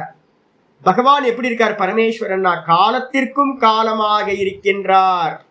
காலத்துக்கே காலம் சொல்றவர் வந்து பாத்தீங்கன்னா ஸ்டார்ட் பண்ற எண்ட் பாயிண்டாவும் வந்து பாத்தீங்கன்னா பகவான் தான் இருக்கார். அதனால பகவானுக்கு பேரு காலகாலன் அப்படின்னு பேரு. எங்க இருக்கு அப்படின்னு கேட்டீங்கன்னா உஜ்ஜயினியில வந்து பாத்தீங்கன்னா மகாகால் அப்படின்னு நம்ம சொல்றோம் பாத்தீங்கன்னா மகாகாலேஸ்வரர் அப்படின்னு பேர். சிவபெருமானுக்கு ஜோதிர்லிங்கமா இருக்கிறது. முக்கியமா வந்து பாத்தீங்கன்னா பைரவ உபாசனைகள் எல்லாம் வந்து பாத்தீங்கன்னா கால உபாசனை தான் பைரவ உபாசனை நம்ம சொல்றோம். அதனால வந்து பாத்தீங்கன்னா இது பைரவ உபாசனையா எடுத்துக்கணும். அதுக்கப்புறம் ஆச்சாரியர் சொல்றாரு தாத்தா அகம். தாத்தா அகம்னு என்னது? கர்மபலஸ்ய விதாத்தா சர்வ ஜெகத்தோ விஸ்வத்தோ முக சர்வத்தோ முகா. அது மட்டும் இல்ல, ஆச்சாரியர் சொல்றாரு அகம் தாத்தா கர்ம பலசிய. கர்ம பலனை கொடுக்கிறவர் யார் அப்படின்னா பகவான் தான். அப்ப நமக்கு எதெல்லாம் கிடைச்சுக்கிட்டு இருக்கோ நாதத்தே கஸ்திச்சித் பாப்பம் நச்சைவ சுகிருதம் விபு அஜ்ஞானேன ஆவிருத்தம் ஞானம் தேன முக்கியந்தி ஜந்தவா. முன்னாடியே நம்ம படிச்சிருக்கோம். பகவான் வந்து பாத்தீங்கன்னா நல்லதையும் கெட்டதையும் அவர் எதையுமே எடுத்துக்கிறது இல்லை. நம்ம பண்ணினது நமக்கு இது ரிட்டர்ன் கிடைச்சுக்கிட்டே இருக்கு. அவருக்கு அதுல என்ன பார்ட் அப்படின்னா நம்ம பண்ண கர்ம பலனுக்கு ஏத்த மாதிரி பலன்களை கொடுத்துக்கிட்டே இருக்க. அவருக்கு வந்து யாரும் பிடிச்சவன் பிடிக்காதவன் அது மாதிரிலாம் ஒண்ணும் இல்லை. அதனால வந்து பாத்தீங்கன்னா ரொம்ப நல்ல ஜட்ஜ்மெண்ட் கொடுக்கிறவர் அவரு. அதனால வந்து பாத்தீங்கன்னா நல்ல விதாத்தா. விதாத்தா அப்படின்னா கர்ம பலன்களை பிரிச்சு பிரிச்சு பிரிச்சு தேச கால நிமித்தத்தை பார்த்து பார்த்து இந்தந்த கர்ம பலனுக்கு இந்தந்த கர்மத்துக்கு இந்தந்த கர்ம பலன் அப்படின்னு நல்லா சர்வஜரா இருந்து தெரிஞ்சுக்கிட்டு எல்லாத்தையும் கொடுத்துக்கிட்டு இருக்கார். இது ஒரு உபாசனை. இது அப்புறம் சர்வ ஜெகத்தோ விஸ்வத்தோ முகா. விஸ்வத்தோ முகம் அப்படின்னா விஸ்வம்னா இந்த மொத்த சர்வ ஜெகத்தும். இந்த ஜெகத்தா வந்து பாத்தீங்கன்னா பகவான் தான் வந்து பாத்தீங்கன்னா இருக்கிறார். விராட்டா பகவான் இருக்கார் அப்படின்னு உபாசிக்கிறது சர்வத்தோ முகா அப்படின்னு பேர். இந்த மொத்த ஜெகத்துக்கும் கர்ம பலனை கொடுப்பவரா பகவான் இருக்கார் விதாத்தா அப்படி எடுக்கலாம். ஜெகத்தக அப்படின்னு விஸ்வத்தோ முகா அப்படின்னு இருக்கு. அப்படின்னா ஆச்சாரியர் சொல்றாரு இந்த மொத்த ஜெகத்தும் கர்ம பலனை கொடுப்பவரா நான் இருக்கின்றேன் எடுக்கலாம். இல்ல அப்படின்னா என்ன பண்ணலாம், தனித்தனியான உபாசனையாவும் எடுத்துக்கொள்ளலாம். இதோட இன்னைக்கு போதும். இன்னைக்கே ஸ்லோ ஆயிடுச்சு. ஏன் லேட் ஆச்சுன்னு தெரியலையா? 2 ஸ்லோகம் தான் போயிருக்கு. பாப்பா மீதியை வந்து நம்ம நாளைக்கு பார்ப்போம். ஓம் பூர்ணமதః பூர்ணமிதம் பூர்ணாத் பூர்ணமுதச்யதே பூர்ணஸ்ய பூர்ணமாதாய பூர்ணமேவாவசிஷ்யதே. ஓம் சாந்தி சாந்தி சாந்தி. ஹரி ஓம் ஸ்ரீ குருப்யோ நமः. ஹரி ஓம். ஓம் ஸ்ரீ கிருஷ்ணாய பரமாத்மனே நமः. ஸ்ரீ கிருஷ்ண கிருஷ்ண கிருஷ்ண காயேன வாசா மனசேந்திரியர்வா புத்தியாத்மனா வா பிரகிருதேர் சுபாவாத் கரோமி யத் சகலம் பரஸ்மை நாராயணாயேதி சமர்ப்பயாமி. ஓம் தத்சத். இது பரபிரம்மார்ப்பணமஸ்து. 18 உபாசனை ஆயிருக்கு. இது எல்லாமே வந்து பாத்தீங்கன்னா இந்த காலம் இதெல்லாம் நம்ம சொல்றோம் பாத்தீங்களா, ஒரு கர்ம பலன் காலம் இது எல்லாத்தையும் பிரதீகம், நிறைய விஷயம் பிரதீகமா உபாசிக்கிறது. எல்லாத்துக்கும் வந்து பாத்தீங்கன்னா குணத்தியானம் சம்பவிக்காது. சிலதெல்லாம் வந்து பாத்தீங்கன்னா பிரதீகமா மட்டும். இப்ப காலம் இருக்கு, காலத்தை வந்து பாத்தீங்கன்னா ட்ரில் பண்ணி பார்க்கணும்னு என்ன பண்ணணும், வெறுமனே பாருங்க, நல்லா உத்து பாருங்க காலம்னா என்னன்னு பாருங்க. காலத்தை பிடிக்கிறதுக்கு ட்ரை பண்ணுங்க. நிமிஷம்னா என்னன்னு பாருங்க, க்ஷணம்னா என்னன்னு பாருங்க.